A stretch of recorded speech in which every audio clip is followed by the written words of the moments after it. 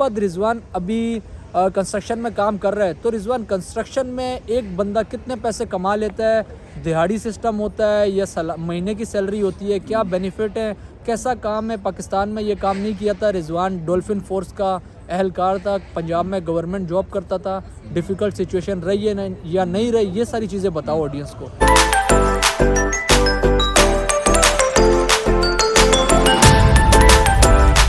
Hello friends, अस्सलाम वालेकुम। Hopefully आप सब दोस्त खैरियत से होंगे। Welcome to another video. आज की इस वीडियो में मैं आप लोगों को बताने वाला हूँ कुछ हकीकतें पुर्तगाल के हवाले से कि एक नया बंदा आता है वो किस तरह की डिफ़िकल्ट सिचुएशन देखता है, और कंस्ट्रक्शन वर्क के हवाले से इस टाइम मेरे साथ मौजूद है मेरा दोस्त रिजवान, और इससे हम तमाम डिटेल पूछेंगे कि ये पाकिस्तान से वीज़ा कैसे लेकर आया, कौन सा वीज़ा लेकर आया, कौन से कंट्री आया था, वहाँ से पुर्तगाल कैसे आया, और आगे क्या ऐसे सिचुएशन देखनी पड़ी डिफ़िकल्ट, उसके बाद अभी ये कैसी लाइफ गुजार रहा है, क्या काम कर रहा है, कितनी सैलरी ले रहा है। ये तमाम चीज़ें आपको इस वीडियो में मिलेंगी। वीडियो एंड तक देखिएगा, आपको ही फ़ायदा होने वाला है, ताकि जो है आप लोगों को ये पता चल जाए पुर्तगाल में एक नया बंदा आता है वो किन किन सिचुएशन से यहाँ पे गुजरता है। तो जितने लोग भी चैनल पे नए हैं, सबसे यही गुजारिश है, चैनल को सब्सक्राइब करके बेल के आइकन को लाजमी प्रेस कर दें, ताकि आने वाले डेली व्लॉग और इन्फॉर्मेटिव वीडियो आप लोगों को सबसे पहले मिले। तो रिजवान भाई, अस्सलाम वालेकुम। सबसे पहले तो बहुत दिल से शुक्रिया कि आपने अपना कीमती वक्त निकाला। यहाँ पे लोग आपको अपना वक्त नहीं देते।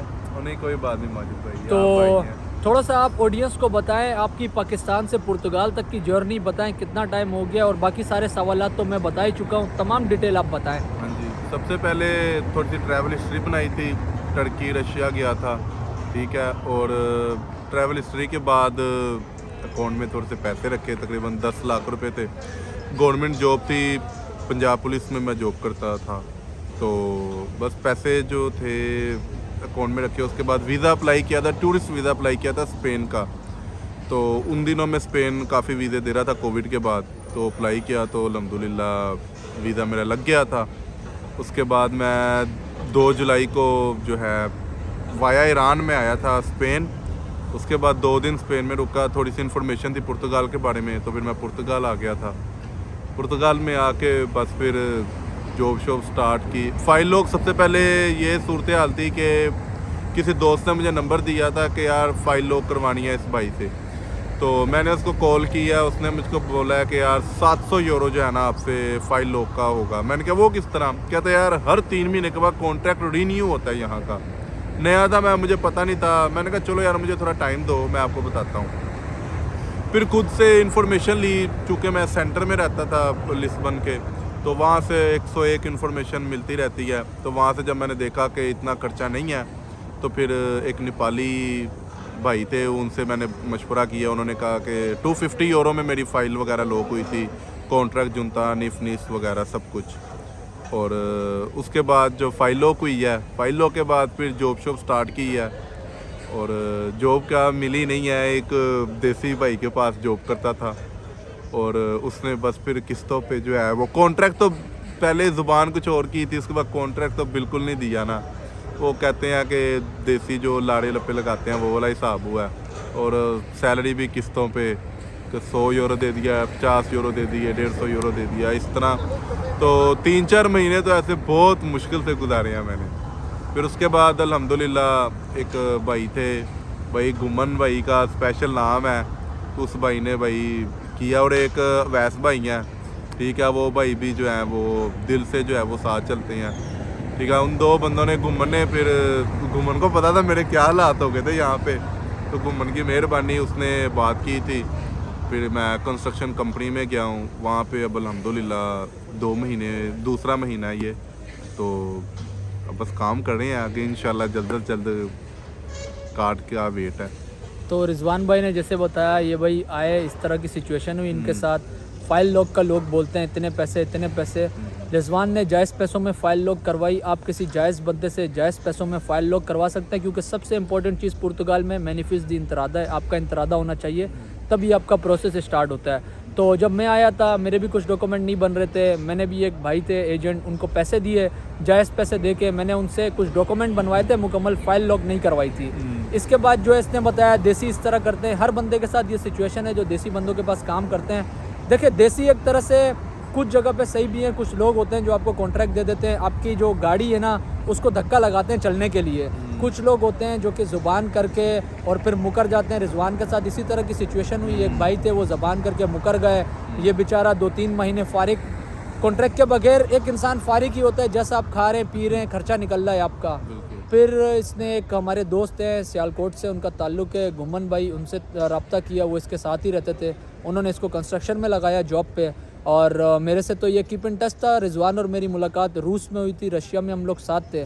इसके बाद रिजवान अभी कंस्ट्रक्शन में काम कर रहा है। तो रिजवान कंस्ट्रक्शन में एक बंदा कितने पैसे कमा लेता है, दिहाड़ी सिस्टम होता है या महीने की सैलरी होती है, क्या बेनिफिट है, कैसा काम है? पाकिस्तान में ये काम नहीं किया था। रिजवान डॉल्फिन फोर्स का अहलकार था, पंजाब में गवर्नमेंट जॉब करता था, डिफ़िकल्ट सिचुएशन रही है या नहीं रही, ये सारी चीज़ें बताओ ऑडियंस को। जनाब, सबसे पहले तो कंस्ट्रक्शन कंपनी जो है ना, तकरीबन पुर्तगाल में 40 यूरो स्टार्टिंग तकरीबन है, 35 यूरो। यहाँ पे कॉन्ट्रैक्ट ये सिस्टम होता है कि 705 यूरो का कॉन्ट्रैक्ट है, खाने पीने का 150, तो तकरीबन 850 855 जो नॉर्मल कंपनियाँ देती हैं। लेकिन जिस कंपनी में मैं काम करता हूँ वहाँ पे 40 यूरो पर डे का है, कॉन्ट्रैक्ट साथ है।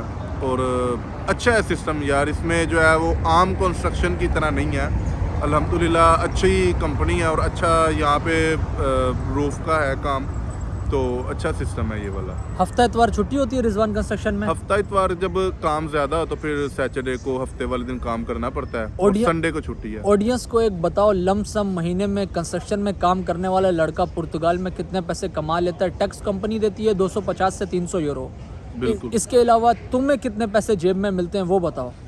अभी तो सेकंड महीना है, ठीक है, अभी दूसरा महीना मिला है, उम्मीद है इंशाल्लाह 900 1000 900 तकरीबन इंशाल्लाह टैक्स निकाल के बन ही जाएगा। 900 यूरो को अगर पाकिस्तानी करेंसी में इस टाइम कन्वर्ट करें तो तकरीबन 2 लाख से ज़्यादा पैसे, और 250 यूरो कंपनी टैक्स पे करती है, तो तकरीबन पाकिस्तानी 70,000 रुपये तक है। तो पुर्तगाल डॉक्यूमेंट्स के लिए बेहतरीन है। बाकी यूरोपियन कंट्रीज से इधर थोड़ा सा सैलरी सिस्टम थोड़ा सा कम है, और कंस्ट्रक्शन की जॉब हार्ड वर्किंग है नहीं है?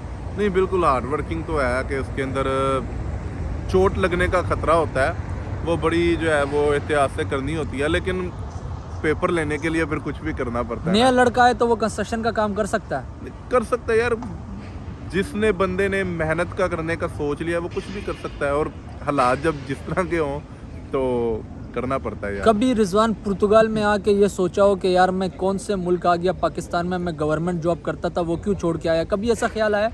नहीं, वो तो बिल्कुल पाकिस्तान, फिर पाकिस्तान अपना मुल्क तो भाई अपना मुल्क होता है, लेकिन वो एक कहते हैं ना कि शौक का कोई मोल नहीं, वो वाला हिसाब है। क्या सोच के आप आए हो पुर्तगाल? यार पुर्तगाल बेसिकली आपको तो पता है कि किस कंट्री के लिए मैं यहाँ पे सिर्फ पेपर लेने के लिए आया हूँ। पेपर लेने के लिए सारे यहाँ पे पुर्तगाल में पेपर लेने के लिए आए हैं। तो रिजवान भाई ने अपनी सारी जर्नी बताई। जो नए आने वाले लोग हैं वो लोग इस चक्कर में अपना मैनिफेस्ट दी इंतरादा लेट ना करें कि भाई हमें किसी को पैसे देने पड़ेंगे। यहाँ पे जितने भी बड़े बड़े पुर्तगाल में यूट्यूबर हैं या जितने भी नए बड़े बड़े लोग हैं, उन्होंने भी जो है फ़ाइलें अपनी पैसे दे के ही लॉक कराई, सिस्टम किए, जितने भी आप लोग देख लें सब। क्योंकि यार मैनिफेस्ट दी इंतरादा में कुछ ऐसे डॉक्यूमेंट्स होते हैं जो कि आप खुद नहीं बना सकते। जैसे कि आप मिसाल ले लें निफ़ नंबर की। निफ़ नंबर जो है आप किस तरह बनाएंगे अगर कोई आपके साथ आपका जानने वाला फाइनेंस ऑफिस जानने वाला नहीं है? तो लेट ना किया करें, सबसे इम्पोर्टेंट है मैनिफेस्ट दी इंतरादा। अब रिजवान और मैं आगे पीछे ही आए थे, लेकिन इसकी फ़ाइल और मेरी फ़ाइल लॉक में तकरीबन बीच में 3 महीने का गैप आ गया, सिर्फ इस वजह से कि यार ये सर्चिंग करता रहा, और फिर इस जहाँ काम कर रहा था उस बंदे ने कॉन्ट्रैक्ट नहीं दिया, फिर था कार किसी ने 250 यूरो 300 यूरो पे करके अपनी फ़ाइल लॉक कराई। तो ये जो 3 महीने का गैप है, ये तकरीबन इंसान की ज़िंदगी के अंदर 9 महीने का, साल का गैप आ जाता है, क्योंकि आपको मेल आएगी उसके बाद भी टाइम होगा। ऐसी ही बात है। ऐसे ही अब थोड़ा सा अरसा ज़्यादा होता जा रहा है, फास्ट हो रहा है थोड़ा सा प्रोसेस इंशाल्लाह। तो आखिर में सबसे यही सवाल करेंगे रिजवान, जो नए आने वाले लोग हैं उनको क्या मशवरा दोगे अपनी लाइफ से रिलेटेड? क्योंकि एक एज अ पुलिस ऑफिसर इतना टाइम इसने काम किया, 8 साल पाकिस्तान में, वहाँ का तजुर्बा, पुर्तगाल में अभी साल होने वाला है, यहाँ का तजुर्बा, कंस्ट्रक्शन फील्ड का तजुर्बा, पैसे कमा रहा है, काम कर रहा है। मैंने आप सबको बताया कितनी सैलरी है, तकरीबन 900 यूरो कमा रहा है यहाँ पे हर महीने, और छुट्टी भी होती है 2 दिन की, कभी ज़्यादा काम हो तो ओवर टाइम का कंस्ट्रक्शन में पैसे भी मिलते हैं, बिल्कुल। फाइल भी लॉक हो गई, इमिग्रेशन भी अप्लाई हो गई, विजिट वीज़ा पे आया था स्पेन के।